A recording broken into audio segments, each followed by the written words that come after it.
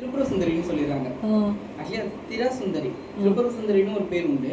ஸ்திர சுந்தரிங்கிற பேர் தான் நிலையான அது. நிஸ்திரம்னா நிலை. நிலை தென்பைன்னு அர்த்தம். அதுக்கு வந்து 3 அர்த்தங்கள் வரும். அதாவது எப்படின்னா, அம்பாள் வந்து பிரளயமே ஏற்பட்டாலும் அவ நிலையா நிற்கிறாள். பிரளயத்தையும் அவ நிலைச்சு நிற்கிறதுனால ஸ்திர சுந்தரின்னு பேரு. எல்லா காலத்திலையுமே எப்போதும் அம்பாள் நிலையா நிற்கிறாங்க. அம்பாள் நிற்கிறதுனால ஸ்திர சுந்தரின்னு பேரு. 2வது, அவள்கிட்ட வரவங்களுக்கு நிலையான ஞானத்தை கொடுக்குறாங்க. உலகத்திலே நிலையானது ஞானம் மட்டும்தான்.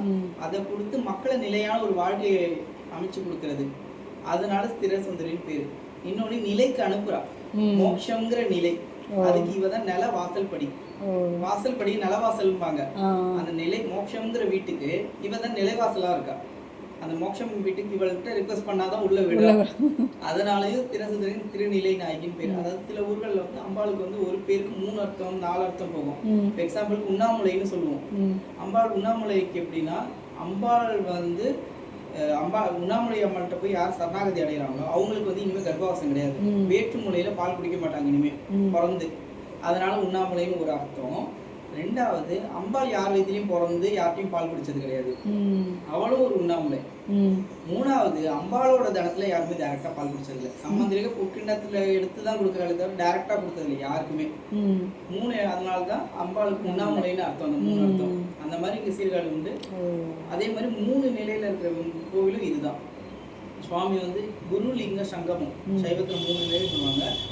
கீழே பிரம்மபுரீஸ்வர் லிங்க ரூபமாகவும், மத்தியில வந்து தோணியப்பரா உமாமகேஸ்வரர் வந்து குரு ரூபமாகவும், மேலே சக்கரநாதரா சங்கர்ப ரூபமாகவும் இருப்பார். இதில் இன்னொரு ஸ்பெஷல் என்னன்னா, 3 ஊர்களுக்கு வந்து விண்ணலி விமானம்னு பேர். விமானம் வந்து பூமியில் மேன்மேட் கிடையாது, ஆகாயத்திலேருந்து வந்த விமானங்கள். அது எப்படின்னா, மதுரையில் திருவெளிமலையில் இருக்கு, மதுரையில் ஒன்று இருக்கு, சீர்காழியில் ஒன்று. அதாவது மதுரையில் இருக்கக்கூடியது வந்து இந்திரன் இடத்துல வந்து பிரதிஷ்டை பண்ணது.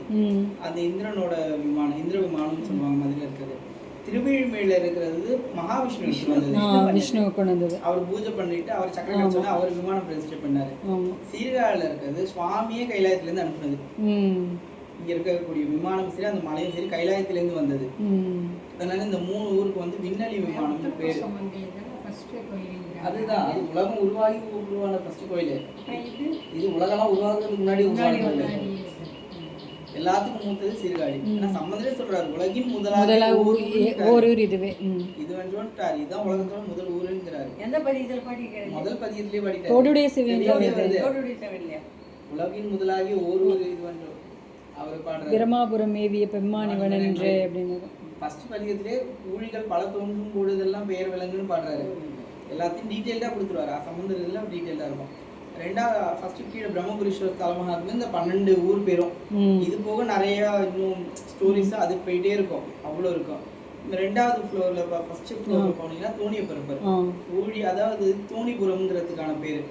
பிரளயத்துல உலகமே அழிகிறப்ப சுவாமி வந்து பிரணவத்தையே தோணியாக்கி வேதங்கள் எல்லாத்தையும் காப்பாற்றி 64 மாயக்கலைகளை 64 ஆடைகளை உடுத்தி அம்பாளுக்கு வந்து ஞானோபதேசம் கொடுத்துட்டு இந்த ஊர்ல வந்து மனசாந்திக்கு தங்குறாரு. சுவாமி வெக்கேஷனுக்கு வராரு. நம்ம எல்லாரும் வெக்கேஷனுக்கு போற மாதிரி எல்லாமே டியூட்டி க்ளோஸ் ஆகிற டைம் எல்லாம் அழிகிறப்ப சுவாமி இங்க வெக்கேஷனுக்கு வராரு. வந்து அம்பாளுக்கு உபதேசம் பண்றாரு. அந்த உபதேசம் வந்து எத்தனை யுகங்களா நடக்குதுன்னு தெரியாது, இன்னும் எத்தனை யுகம் நடக்க போகுதுன்னு தெரியாது. அதுக்கு வந்து இன்ஃபினிட்டி தான். அது நெகட்டிவ் இன்ஃபினிட்டி ப்ளஸ் அது நடந்துகிட்டே இருக்கும் உபதேசம். அந்த கூட தான் குரு ரூபமா இருக்கக்கூடியது உமாமகேஸ்வரர். ஆனா ஒவ்வொரு இதுவும் அந்த இது வச்சிருக்காங்க பார்த்தீங்களா, முத்திரை வந்து வேற வேற மாதிரி வச்சிருக்காங்க. சுவாமி வந்து கைலாசத்துல எப்படி இருப்பாரோ அந்த மாதிரி பூமியில இருக்கிற ஒரே ஸ்தலம் அதுதான். சீர்காழியில இருக்கிற பிரம்மபுரீஸ்வரர் மேல இருக்கிற தோணியப்பர் சதாசிவ ரூபத்துல இருக்காரு. அதாவது கைலாயத்துல சுவாமி எப்படி 3வது பாடல் அது ஊர் பரந்த உலகின் முதலாகிய ஒரு அது என்னன்னா, சுவாமிக்கு வந்து மான்மடு கிடையாது. 2 காலையும் குண்டல இருக்கும், தோடு கிடையாது. சுவாமிக்கு வந்து நாகாபரணம் இருக்காது. நல்லா பாத்தீங்கன்னா ஆதி ரூபத்துல இருப்பாரு. இனிமேதான் எல்லாம் உருவாகணும், எல்லாமே இதுக்கப்புறம் தான் படைக்கப்படணும். அதுக்கு முன்னாடி ஆதில ஸ்வரூபம் இருக்குல்ல, அதெல்லாம் மாகேஸ்வர மூர்த்தங்கள்னு சொல்லுவோம். இப்ப தட்சிணாமூர்த்தி நடராஜ எல்லாம் மாகேஸ்வர மூர்த்தங்கள். இவர் சதாசிவமாவே இங்க இருப்பாரு. ரொம்ப விசேஷமானது. அதோட ராஜசிம்மாசனத்துல பின்னாடி சேவகமா சூரிய சந்திரன் கங்காயம்னா எல்லாம் சேவகம் செய்ய சுவாமி வந்து பிரம்மா விஷ்ணு லட்சுமி சரஸ்வதி அத்தனை பேரும் அவருக்கு சேவகம் செய்ய இங்க காட்சி கொடுக்குறாரு. அதாவது இதை விட்டா கைலாயம் தான் போய் பார்க்கணும். இந்த ரூபத்தை வேற எங்கேயும் கிடைக்காது. அதான் என்ன பண்றது, இந்த மலை ஏறுறது கைலாய மலை, அங்க தரிசனம் பண்றது கைலாயம். கைலை காட்சி. அந்த காட்சி அங்க கிடைச்சிடும். இங்க வந்து ஸ்தோனியப்பரை தரிசனம் பண்றவங்களுக்கு அந்த காட்சி கண்டிப்பா கிடைக்கும். கைலாயத்துக்கு போய் பார்த்தோம். அதுக்கு மேல இருக்கிறது சக்னார் சங்கம ரூபம், 3வது ரூபம். அவர் வந்து மகாயுகத்துல வாமன மூர்த்திக்கு வந்து அகம்பாவம் எடுக்க, அந்த வாமன மூர்த்தியோட அகம்பாவத்தை இது பண்ண, அதாவது முதல் பெருமாளோட முதல் 5 அவதாரங்களையும் சிவபெருமான் தான் வந்து நிகிரகம் பண்றாரு. அதுக்கப்புறம் 5 அவதாரங்களுக்கு அனுகிரகம் பண்றாரு. அந்த முதல் 5 அவதார நிகிரகத்துல 5வது அவதாரம் வாமனம். அந்த வாமனரா மகாவிஷ்ணு வரப்ப சுவாமி தடுத்தாட்கொண்டு அப்போ வந்து ஒரு வாரம் நடக்குது. அதில் சுவாமி தான் அபராஜித்தன்னு பேரு சுவாமிக்கு. அதனால சுவாமி வின் பண்றாரு. சுவாமி இதுக்கே ஆள முடியாது, ஒரே ஒருத்தர் ஆள முடியும். சுவாமி வின் பண்ண ஒருத்தர் ஆள முடியும். சுவாமி தோக்குறது ஒரே இடத்துல தான், அடியார்கள்ட்ட மட்டும் தோக்குறாரு. அதாவது நீ போடுவியா, சேலஞ்ச் பண்றாரு. சாப்பாடு போடுவியா, பொண்டாட்டியை கொடுப்பியா, பிள்ளைய வெட்டி போடுவியா, கொடுக்குறாங்க. ஒருத்தங்க ஜெயிக்கிறாங்கிறப்ப ஒருத்தர் இதாகிறாங்கல்ல. அதனாலதான் சுவாமி வந்து எதையும் எடுத்துட்டு போல, பிள்ளைகளையே சாப்பிடல. அங்க ஒரு வீட்டுல அந்த நெல் வயல்ல அந்த நெல்லை முறுக்கி சமைச்சு வைப்பாங்க, அவர் சாப்பிடல. பொண்டாட்டியை வாங்கிட்டு போவாரு, ஊரில் இலையை விட்டு போயிடுவாரு. ஏன்னா அவர் ஜெயிக்கல, வின் பண்ணாதான் எடுத்துட்டு போக முடியும். மற்றபடி வேற யார்ட்டையும் அவர் அபராஜித்தன் தான். அந்த மாதிரி என்னன்னா மகாவிஷ்ணு என்ன சொல்றாங்க, தன்னோட திருமேனி மொத்தத்துக்கும் சிவசாயுஜம் வேணும், சிவனோட இது வேணும்னு கேட்டோடனே தோலை உரிச்சு சட்டையா போடுறாரு, எலும்பெல்லாம் போட்டு மணி மாலையா போடுறாரு, முதுகெலும்பு தண்டமா கையில வச்சுக்கிறாரு, மிச்சம் இந்த நரமெல்லாம் எடுத்து மாலையா போடுறாரு, ரத்தத்தையும் சதையையும் கசக்கி தைலமா உடம்பா பூசி நிற்கிறாரு. அந்த சங்கம ரூபம் தான் சட்டநாதர், மகாபைரவரா இருக்காரு. அவரோட காவலுக்கு 8 பேரும் கீழே இருக்காங்க, அவரோட பள்ளியறை காவலுக்கு. இந்த மாதிரி 3 நிலையிலையும் இருக்கும். இது போக இன்னும் கோஷ்டத்துல போனீங்கன்னா அடுத்தது ஒரு சன்னதிக்குமே ஒரு கதை இருக்கும்.